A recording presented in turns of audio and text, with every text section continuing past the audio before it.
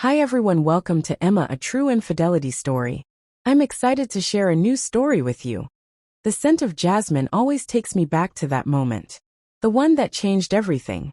It was a Tuesday. Not that the day of the week matters much when your world tilts on its axis. I was in the kitchen, the aroma of brewing coffee mingling with the sweet, almost cloying scent of the jasmine flowers August had brought home the night before. He always did that, brought little pieces of the world into our home, as if to remind us that life was still beautiful, even when it felt like it was falling apart. I remember the warmth of the sun filtering through the window, casting a golden glow over everything, making the ordinary seem almost ethereal. Odin was at my feet, his head resting on his paws, his eyes following my every move, with a loyalty that sometimes felt like the only constant in my life. That morning I was preparing for another day at the agency, where I counseled families, children, and individuals through their darkest hours.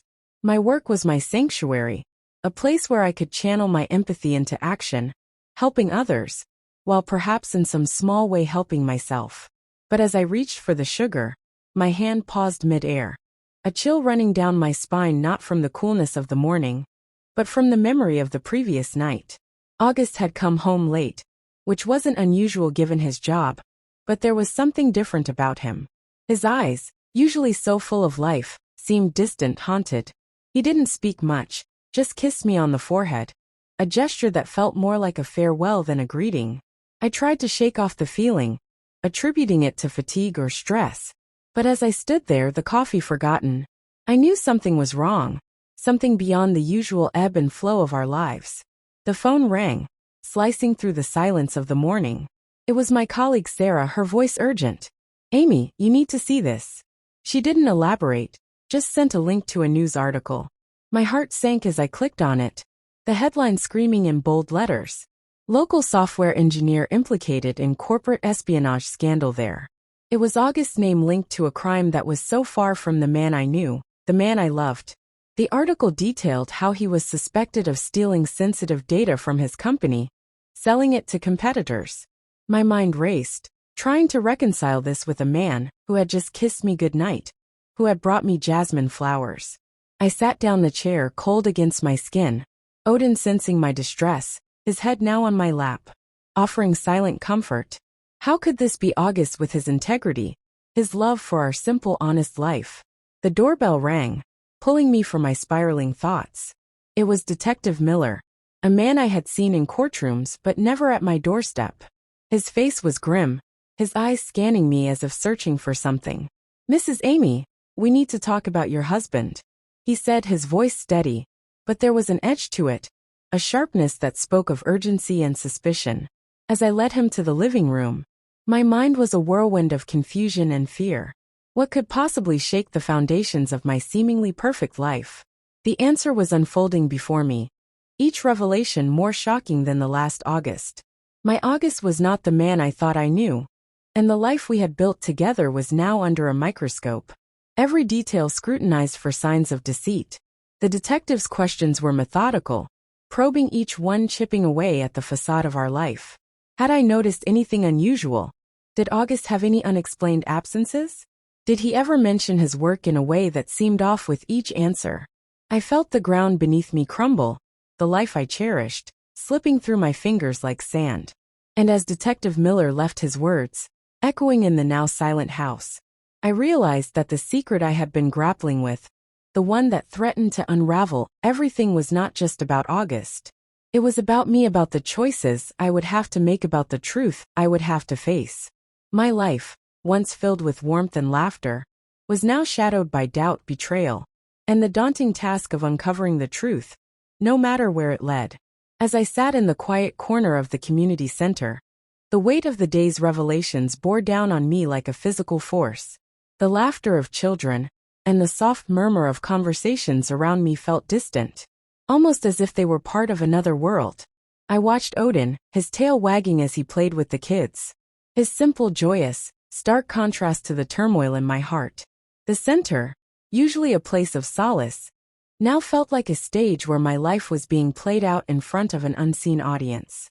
My thoughts were a tangled mess of fear, confusion, and a desperate need for clarity. August's face, his haunted eyes from the night before, kept flashing in my mind. I was lost in this reverie when a soft, unexpected voice broke through my thoughts. "Amy, are you okay?" It was Mrs. Alexander, an elderly volunteer who had always been kind to me. Her concern was genuine, her eyes searching mine for an answer. I wasn't ready to give "I'm just tired, Mrs. Alexander." I managed my voice barely above a whisper. She nodded, her expression one of understanding, but there was a hint of something else, perhaps suspicion, or maybe just the wisdom of age. "You know, dear, sometimes the quietest moments reveal the loudest truths," she said. Her voice gentle yet probing. Her words struck a chord. The quiet of the center, the very place I came to for peace, was now echoing with the silence of my unanswered questions about August. I tried to smile, but it felt hollow. "Thank you, Mrs. Alexander," I replied, my gaze drifting back to Odin, who had now settled at my feet, his head on my lap, sensing my unease. Just then, the door to the center swung open with more force than usual, and in walked a man I didn't recognize. He was tall, with a stern face and an air of authority. He scanned the room, his eyes landing on me almost immediately. My heart skipped a beat. As he approached his stride, "Purposeful Mrs. Amy?" he asked, his voice deep and resonant. "Yes, that's me," I answered, my voice steadier than I felt. "I'm Detective Harris." He introduced himself, pulling out his badge. "I need to speak with you about your husband. It's urgent." The mention of August sent a chill through me here. In this sanctuary of community and care, the outside world was intruding again, and not with good news. "What about August?" I asked, my tone sharp with anxiety. Detective Harris sat down beside me, his presence imposing yet oddly comforting in its directness. "We've uncovered new evidence in the case against him. There are some things you need to know, and some questions I need to ask." My mind raced. New evidence? What could that mean? Was August's innocence being proven, or was the noose tightening around his neck? The detective's next words were like a punch to the gut. "We found encrypted files on his computer, files that were not part of his job description. They contained sensitive information about his company's competitors." The room seemed to spin. Encrypted files. August, with his love for puzzles and codes, had always been good with computers, but this too didn't know. I stammered, my voice a mix of confusion and betrayal. Detective Harris's eyes softened slightly. "We understand this as a shock, Mrs. Amy, but we need your cooperation. Did August ever mention anything unusual about his work? Any late-night calls, secretive meetings?" I shook my head, feeling the weight of my ignorance. "No, nothing like that. He was just August. My August." The detective nodded, jolting down notes. "We'll need to take a look at your home computer as well. There might be more we can find." The thought of strangers rifling through our personal life, our home, felt like an invasion. Yet what choice did I have? The truth, whatever it was, needed to come out. As Detective Harris stood to leave, he paused, looking back at me. "I'm sorry you're going through this, Mrs. Amy, but remember the truth. However painful, often leads to peace." Peace. It was a word that felt foreign now, as if it belonged to another life, not mine. I watched him leave the door, closing with a finality that echoed in the now quiet center. Odin nudged my hand, his wet nose a reminder of the here and now. I looked down at him, his eyes full of unconditional love, and I knew that no matter what, I wasn't alone. But the path ahead was murky, filled with shadows of doubt, and the daunting task of uncovering the truth about August, about us. The community center, once a place of solace, now held the echoes of my crumbling world. And as I prepared to leave, the weight of my responsibilities, both at work and now at home, felt heavier than ever. But somewhere beneath the fear and the confusion, a resolve was forming. I would find the truth for August, for myself, for our life together. As I sat there, lost in thought, Odin came over to me, his usual playful self. But this time his behavior was different.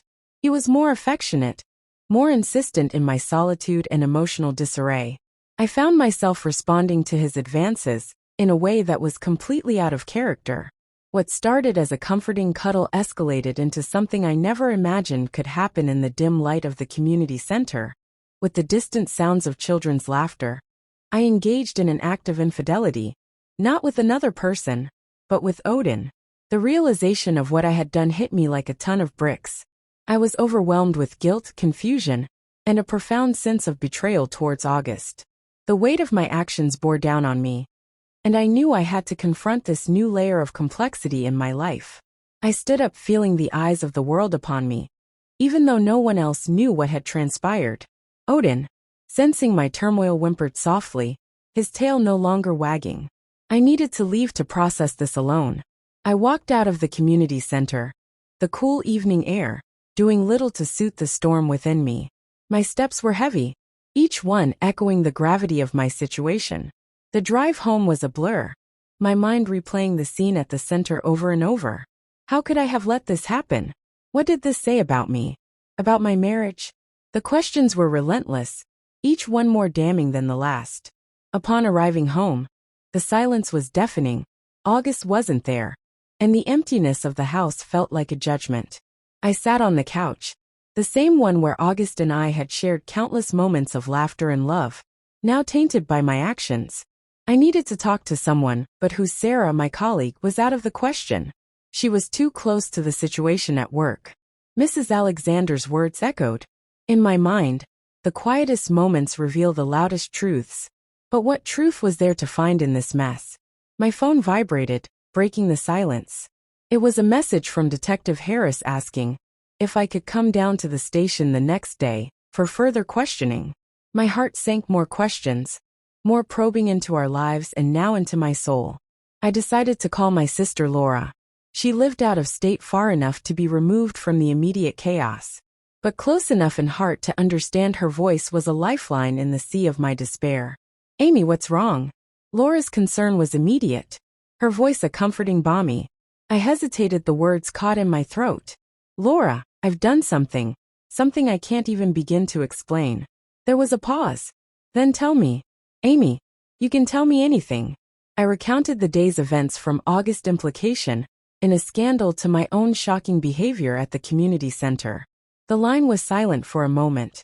Then Laura spoke, her voice gentle but firm. Amy, you're under a lot of stress. This isn't like you. But you need to face this, not just for August, but for yourself. You need to find out what's true, what's real in your life. Her words were a mirror reflecting back my own confusion and the need for clarity. I know, Laura, I feel so lost. You're not alone. Amy, you have Odin, you have me, and you have your work, which you love. But you need to sort her through this step by step. I nodded, though she couldn't see it. I'll go to the station tomorrow. I'll find out what they know, what August might have been involved in. And Amy, Laura added, remember, whatever you find, you're still you. You're still the woman who helps others, who loves deeply. Don't let this define you. Her encouragement was a small light in the darkness. I thanked her, feeling a bit more grounded, though the path ahead was still murky. That night, sleep was elusive. I lay in bed, the space next to me empty, a stark reminder of August's absence. Odin, ever loyal, lay at the foot of the bed, his presence a silent comfort. The next morning, I prepared for the station visit with a heavy heart.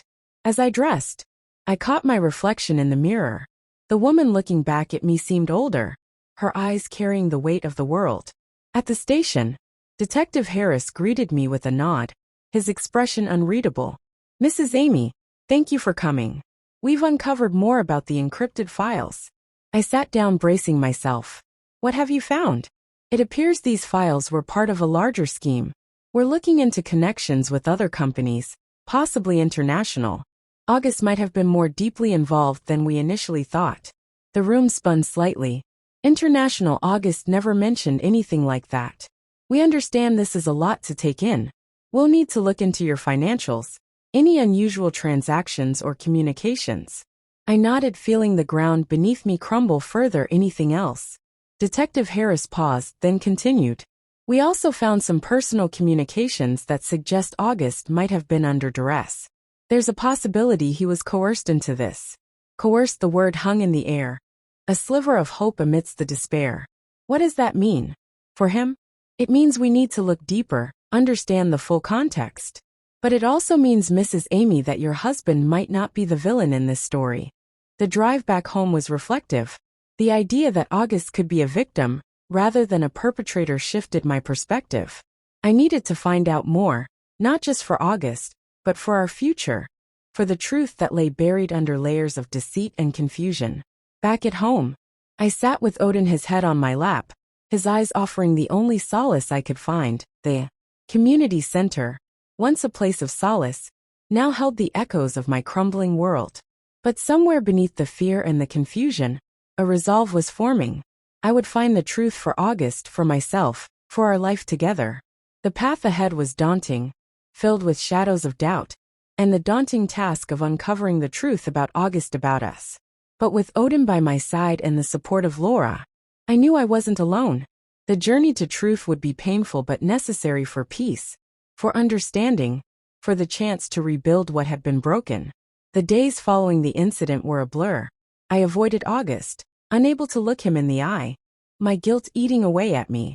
Odin, sensing the change, became more cling, which only deepened my remorse. I tried to rationalize my actions, telling myself it was a moment of weakness, a lapse in judgment. But the truth was, I had crossed a line that could never be uncrossed. I contemplated confessing to August, but the fear of losing him, of destroying our life together, kept me silent. My work suffered. I was distracted, making mistakes, and my colleagues noticed the community center, once a sanctuary, now felt like a scene of my crime. Every morning I woke up with a heavy heart, the weight of my actions pressing down on me like a physical force. I would glance at August's side of the bed, still untouched, a stark reminder of his absence. Odin would nozzle against me, his warmth a stark contrast to the coldness that had settled in my soul at work. I tried to focus on my clients, but my thoughts were elsewhere. I was supposed to be a beacon of hope, a guide through their darkest times, yet here I was lost in my own storm. My supervisor, noticing my distraction, pulled me aside one afternoon. "Amy, you've been off your game lately. Is everything okay at home?" Her voice was laced with concern, but I couldn't bring myself to share the truth. "It's just personal issues." I managed my voice barely above a whisper. She nodded, understanding, but not pressing, giving me space. I didn't deserve the community center, where I once found peace, now echoed with the silence of my guilt. Every time I walked in, I felt the eyes of the volunteers and the children, not judging but unknowingly reminding me of what I had done. Mrs. Alexander, with her gentle wisdom, approached me again, her eyes searching. "You seem troubled. Dear, is there anything you'd like to share?" Her kindness was almost unbearable. I shook my head, the words stuck in my throat. "I'm just dealing with some things," I said, avoiding her gaze. That evening, as I sat alone in our living room, the silence was overwhelming. I picked up my phone, my thumb hovering over August's contact. I wanted to call him, to confess, to beg for forgiveness, but the fear of his reaction, of losing him, was paralyzing. Instead, I dialed Laura again. "Laura, it's getting worse," I confessed, my voice breaking. "I can't face August. I can't face myself." Laura's voice was a lifeline. "Amy, you need to confront this, not just for August, but for your own peace. You've always been the one to help others find their way. Now you need to do the same for yourself." Her words were a bitter pill. I knew she was right, but the path to redemption seemed insurmountable. The next day, I received another call from Detective Harris. "Mrs. Amy, we've made some progress. We need you to come down to the station." Again at the station, Detective Harris was waiting, his face stern. "We've found more evidence suggesting coercion. There are emails, messages indicating August was under threat." My heart leaped with a mix of hope and dread. What kind of threats? It's complex, but it involves personal safety, possibly his family. We're piecing it together. The revelation was a double-edged sword. On one hand, it painted August not as a villain, but as a victim. On the other, it meant our lives were entangled in something far more dangerous than I had imagined. Driving back home, my mind was a whirlpool of emotions. If August was coerced, did that absolve him? Did it absolve me? The lines between right and wrong blurred further at home. I sat with Odin, his head on my lap, his eyes full of unconditional love. I stroked his fur, feeling the weight of my betrayal, not just to August, but to this innocent creature who loved me without reservation. The doorbell rang, pulling me from my thoughts. It was Mrs. Alexander, her face lined with concern. "I thought I'd check on you, dear," You've been so quiet lately. Her presence was a comfort yet another reminder of my duplicity. I'm just trying to sort things out, I said, my voice hollow. She sat beside me, her hand on mine. Sometimes the hardest battles are fought within. Remember, dear, you're not alone. Her words meant to comfort instead highlighted my isolation. How could I tell her or anyone the full extent of my turmoil as she left? I decided it was time to confront August, to face the consequences of my actions, to seek the truth. No matter how painful. I picked up my phone, my resolve hardening. August, I said when he answered, my voice trembling. We need to talk. There are things I need to tell you. There was a pause, a heavy silence. I'll be home soon, he finally said, his voice distant, weary. As I waited for him, the house seemed to close in around me. Each tick of the clock, a reminder of the ticking bomb of my confession. Odin, sensing my anxiety, stayed close, his presence a silent support. When August walked in, his face was unreadable. I stood, my legs shaky, my heart pounding. August, I started, but the words failed me. How do you tell the person you love that you've betrayed them in the most unimaginable way? He looked at me, his eyes searching mine for something, perhaps the truth. What is it, Amy? His voice was soft, almost resigned. I took a deep breath, the weight of my confession pressing down. There's something I did, something I can't undo. At the community center with Odin, my voice broke, tears streaming down my face. August's expression shifted from confusion to a pained understanding.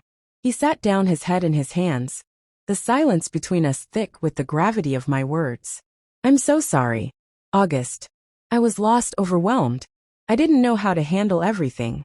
I pleaded, the words tumbling out. He looked up, his eyes red, his face a mask of hurt. Amy too, don't know what to say. This changes everything. The room felt like it was spinning my life. Our life was unraveling before my eyes.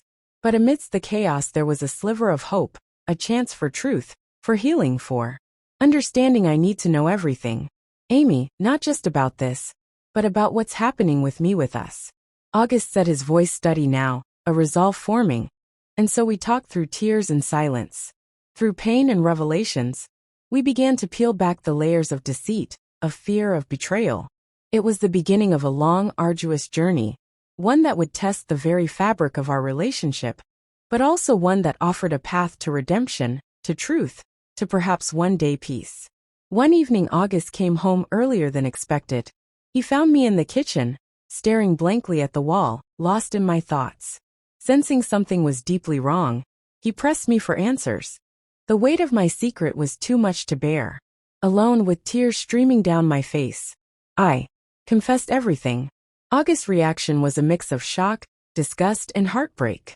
He left the house, needing space to process what I had just revealed, alone with Odin by my side. I felt the full weight of my actions. The silence of the house was deafening, filled only with my sobs and Odin's confused whimpers. I sat on the couch, the same one where August and I had shared countless moments of laughter and love, now tainted by my actions. The emptiness of the house felt like a judgment, a stark reminder of the life I had potentially shattered. The next few days were a blur. August didn't come home, and I was left to navigate the wreckage of our relationship alone. My work at the agency became a refuge, a place where I could lose myself in the problems of others, momentarily escaping my own.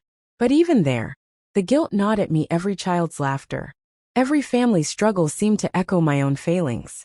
I avoided the community center, unable to face the place where my life had taken such a dark turn. But the center, with its memories of better times, called to me one afternoon. I found myself walking through its doors, hoping for some semblance of the peace I once found there. Mrs.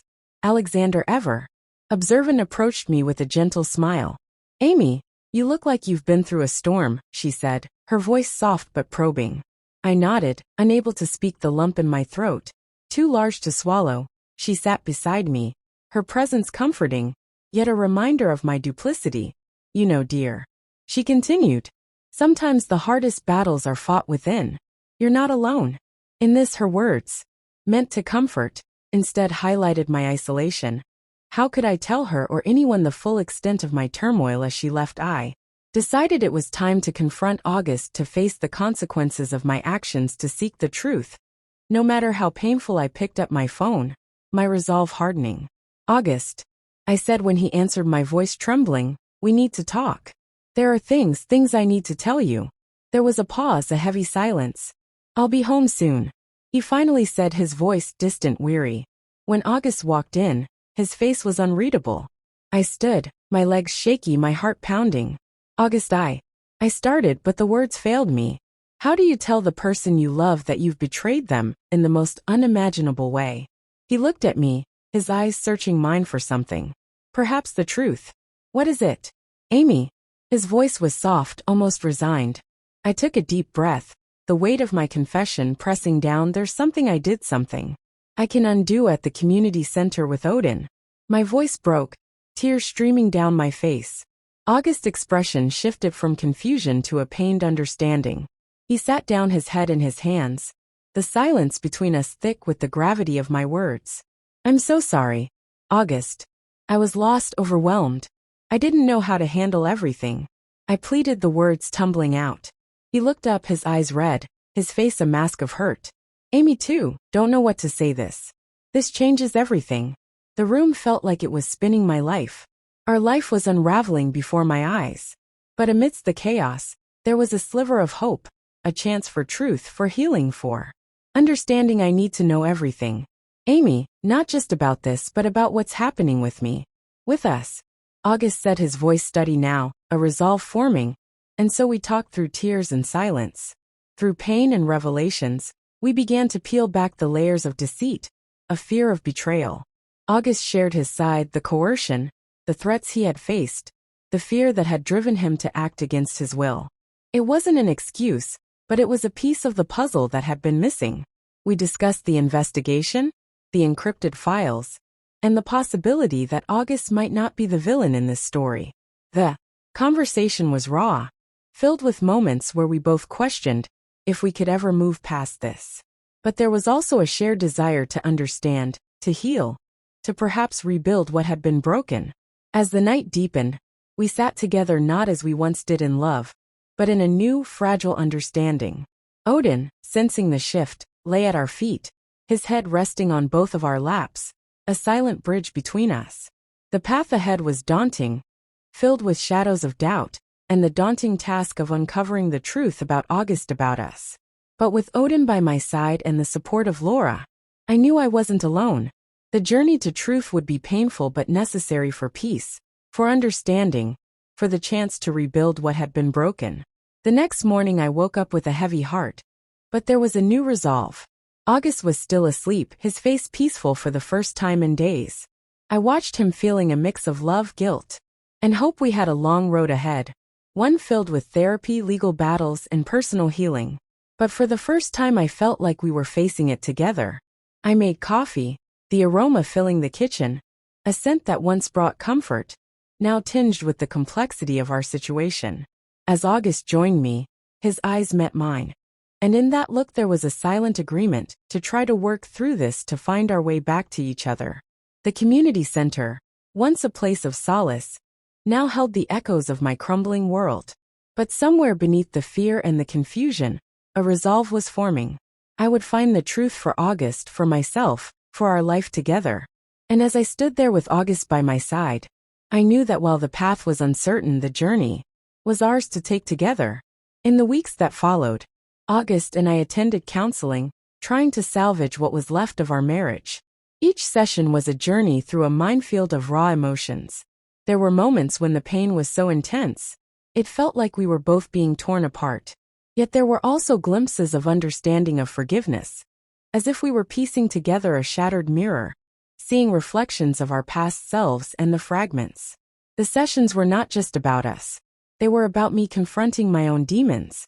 I sought individual therapy, delving into the depths of my psyche to understand why I had acted so out of character.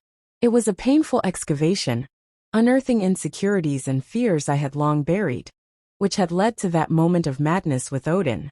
Odin, our once beloved pet, became a painful reminder of my betrayal.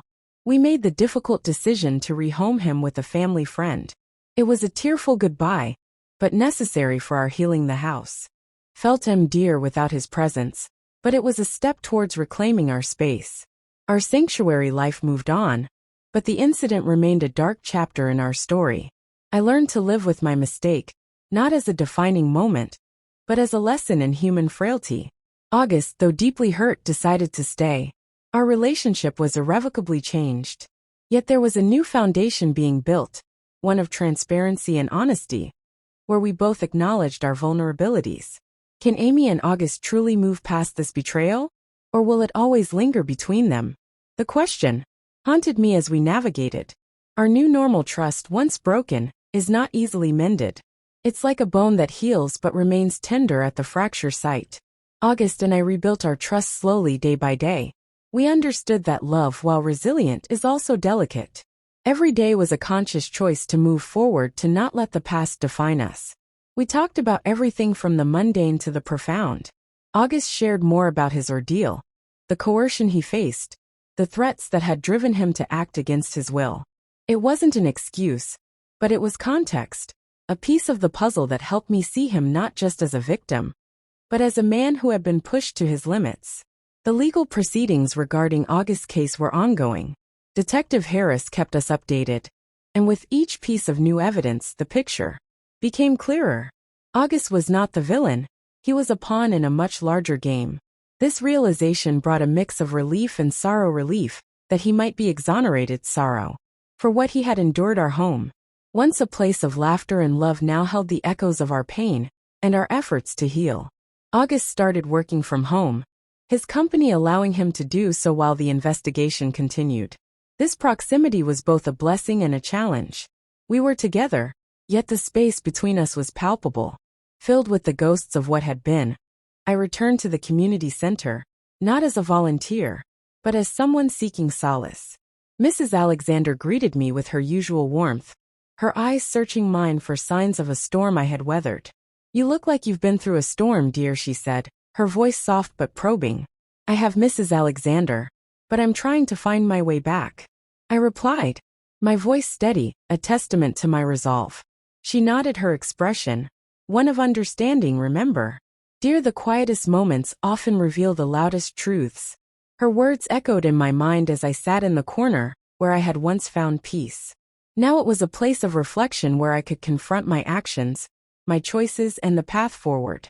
August and I, we were like three planets in the same orbit, drawn together by gravity, yet each carrying our own atmosphere of guilt, pain, and hope.